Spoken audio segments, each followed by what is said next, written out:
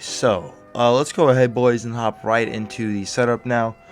I did say I would make a build video on this particular setup. This has 0 Terror gear in it, right? So this was initially designed before we had the Bloody Harvest event return, and all the good stuff. So this is the build is entirely. Why do I have this freaking in system in here? Get out. So this is gonna be a terror free build, and then I'm gonna come back probably, I don't know, in a few days and make one with a lot of terror and a gas call and stuff like that. But for now, we're gonna go over the non terror side of things. Let's go ahead and get over it. This is gonna definitely be a bit more unorthodox style of play styles or of weapons for sure. Now, our 100 tree to start off, we are going to be rolling with, we are going to get Motherboard here.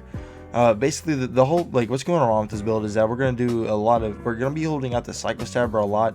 The face punchers are just really good in case, they're really good to do boss damage and help pick you up, because obviously when you're in fight for your life, you cannot use your action shield, so you can't use your Rakks, which does suck because that is a big part of our source of damage. But we're just rolling with the punches and stuff. So Megavar will definitely help us out with our face puncher and our knife drain, White Elephant for sure.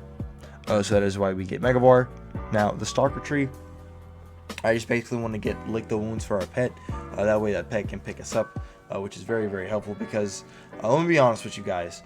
The most deadliest thing about using this build is 2 things. One, having to get with relatively close range of the enemy, and then 2, the fucking barrels. The barrels are the worst nightmare for this build I have found. Because you're trying to kill some enemies, especially in like the Malon takedown, dude. You're gonna kill yourself with your own AOE by your AOE hitting a barrel so often. So just you're gonna want like the wounds is all I'm getting at.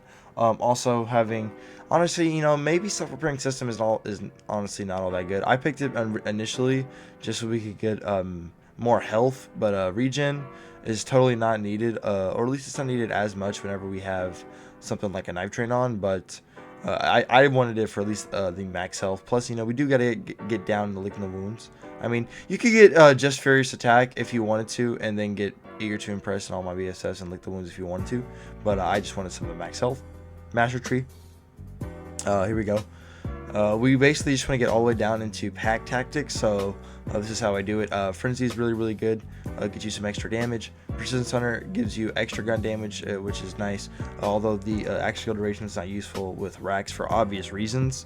Then we have our Curiosity and our Go for the Eyes. Just so we get further down, Hue Rescued Hue and He Bites is really nice. Just more perks that your pet can help you out with, help keep you alive, and help deflect some of the damage, as well as you share some with your Hive Mind. And then you get something like Barbaric Yaw, which is pretty nice. And then you definitely want to get your pack tactics at the bottom. And then I always just run the Spider and Scorcher. It's just really, really nice.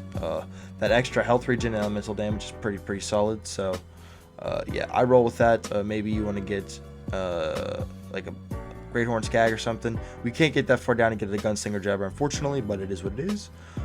Then we have our setups here. So basically, if you notice, all of our anointments are 390, except for this one face puncher, the face puncher that we got in the video, the AMP5 video showcase. We have this one for bossing whenever our 390 can't like insta kill something. This is useful just to like, help get rid of them. If you're in fight for your life or something like that, or bossing, it's really, really useful for sure.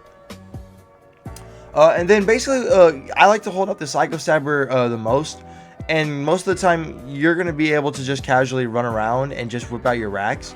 And then the AoE will most of the time get rid of the enemies with our Nova Burner. Our Nova Burner is really well rolled with an 81,000 base damage incinerating Nova on Break or Fill. And then we also have another secondary proc of 40,000 damage Nova when shield breaks, which is really, really good.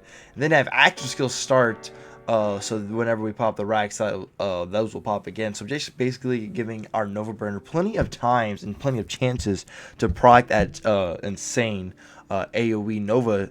With combine that with a bunch of 390s, that does play into effect and help out our Nova's damage. That's why we can one-shot a lot of enemies. Combine all of the 390 with a 5 out of 5 Peregrine and a Planetary Stalker. Yeah, you're going to be getting up to, I believe it's 76% max damage. or my bad, 78%, my bad, max damage whenever you get 3 kills with your Interplanetary Stalker, which is very insane.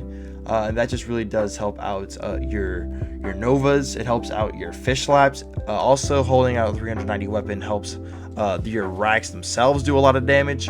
And then you do have your fish slap grenade, and then you're holding your Psycho Stabber, which gives 340% extra melee damage to your fish slap, which is very, very, very good. And then obviously I just mentioned this, but you do want to get a good Peregrine with at least splash damage. You want to get grenade damage and melee damage or active skill cooldown rate or something like that. Weapon damage is obviously very good as well. And then we do have a White Elephant or Corrosive Stone.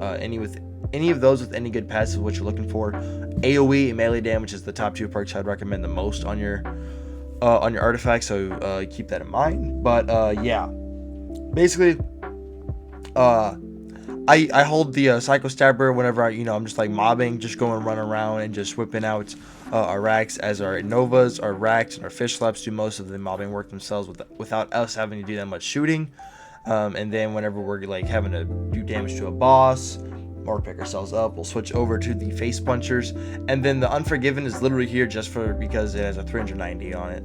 So yeah, having all those 390s does help out our Nova once again, which is very important. And then our Psycho Stabber, if you want to, you can shank people, but but yeah, guys, that is gonna just about wrap up this build video. Hope y'all did enjoy it. Definitely a bit of an unorthodox setup, at least for my standards, because I generally love fadeaway, and I never go this far into the master tree, hardly ever. But yeah, guys, honestly, the setup's really, really fun to kind of casually just wipe face with the game whenever you're just kind of like chilling. You just want to like run around, wipe. This thing is just really fun for like Slaughter Shaft, doing lots of mobbing, takedowns. It's good really everywhere, honestly, but I'd say it's definitely the most fun whenever your Rakks and your 8 Novas are just killing everything. But yeah, guys, I will be doing a gas call version of or a gas call terror similar build to this one later on with a Peregrine as well. But yeah, I figured I'd make the non-terrified version of this build right now. Anyways, guys, hope y'all did enjoy the video. My name's Kree, and we'll see y'all in the next one. Peace out, everybody. You are the one,